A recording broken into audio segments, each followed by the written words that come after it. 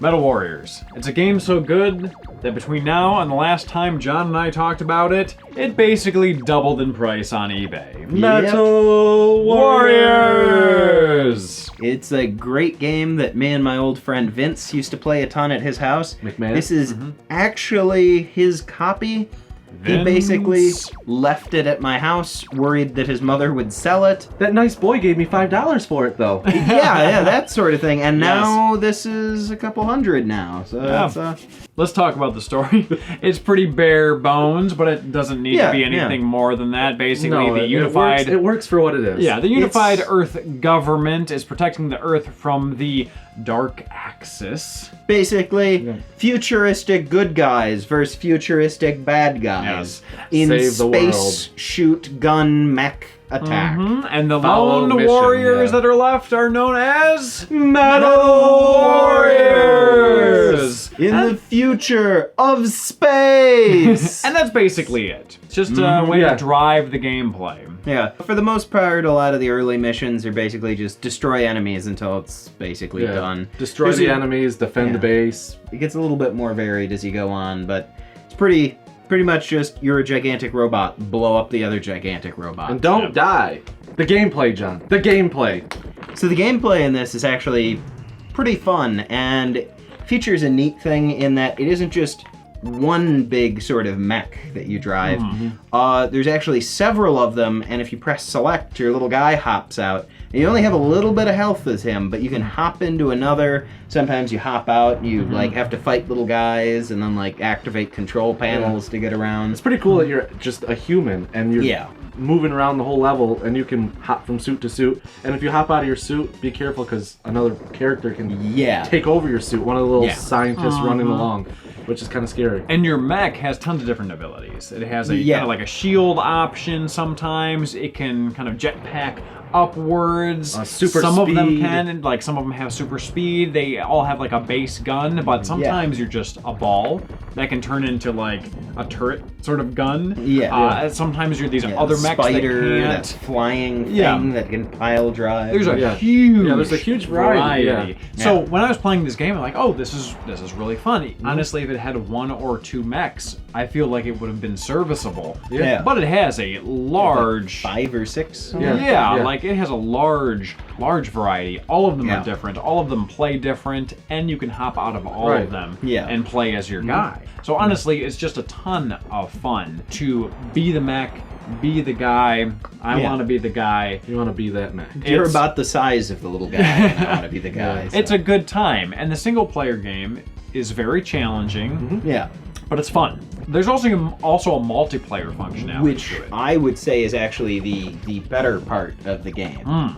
Like, it is extremely fun, and it's really, really fluid, and it doesn't feel too cramped with, like, you know, the split screens on there, and it shows where each person is. Enemy direction arrows. It's great fun. And fluid. Actually, the best thing I think about the gameplay is the destructible levels. Oh, That's awesome. The whole level, you can pretty much destroy anything. I was going to talk about that in presentation, but frankly, it affects the gameplay as well. Like, it's part of both. There's hidden effects or hidden items that you can get to that if you have everything can be destructible. Everything. If you got the right gun, you got enough patience and time, you can destroy the whole level. It's well, not awesome. quite all of it, but there's quite a bit that's Be quiet. All of it you can destroy. Everything. Presentation is just another area where this game just shines. Oh my goodness, the sprites are giant, the colors are vibrant.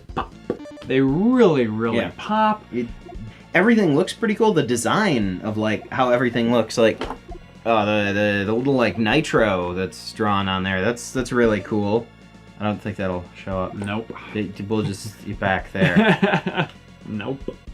Oh, that doesn't green screen. Whoopsie.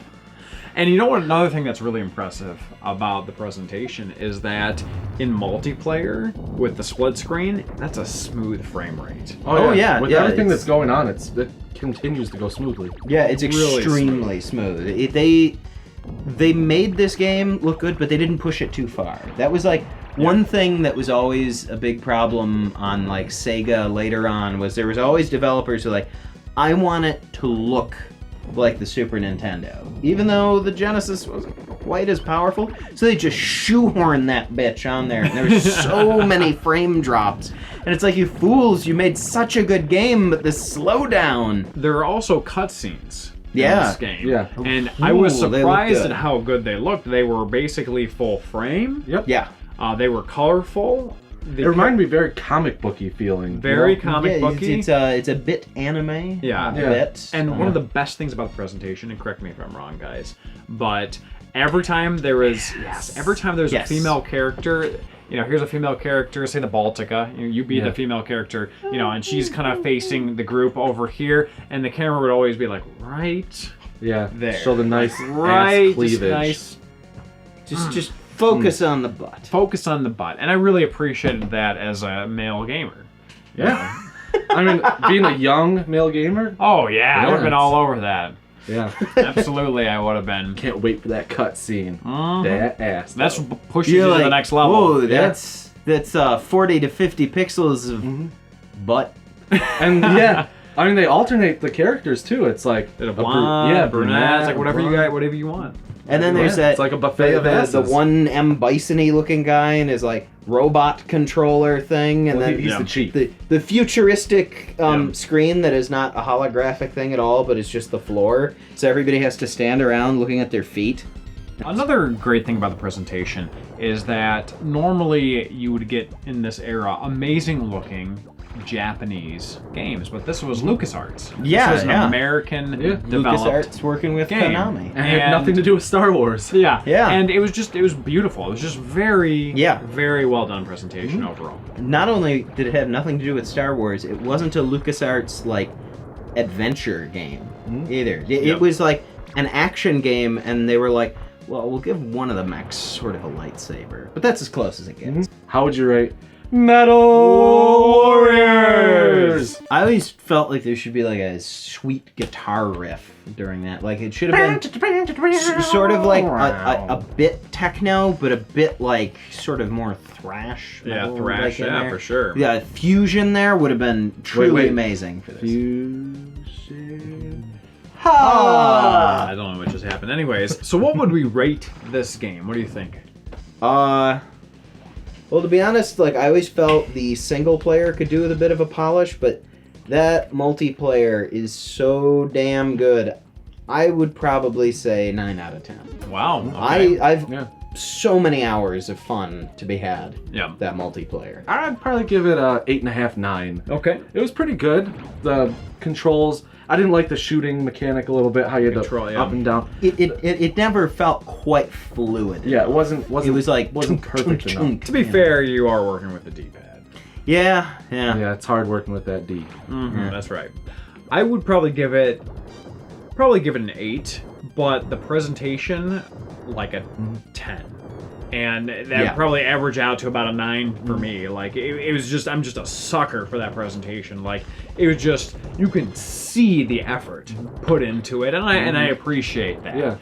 I don't think it's worth $200. No. eBay. If you find it at like a garage sale for like a decent price or something like that, and then pay for your children's college with it. Yes. But I think it was a 9. It was a very solid game. Yeah. And let's cheers to that. We got some Baltica. Baltica number quite 9. Quite a throwback here. Quite a throwback. Soon to be larger throw up. lager. Thanks for watching. If you want to see more H4G Game Reviews, don't forget to subscribe to see new episodes every week. And for those interested, we have just started a brand new Patreon page. Definitely check it out. We're working on some great perks and rewards for you guys. Links are in the description below.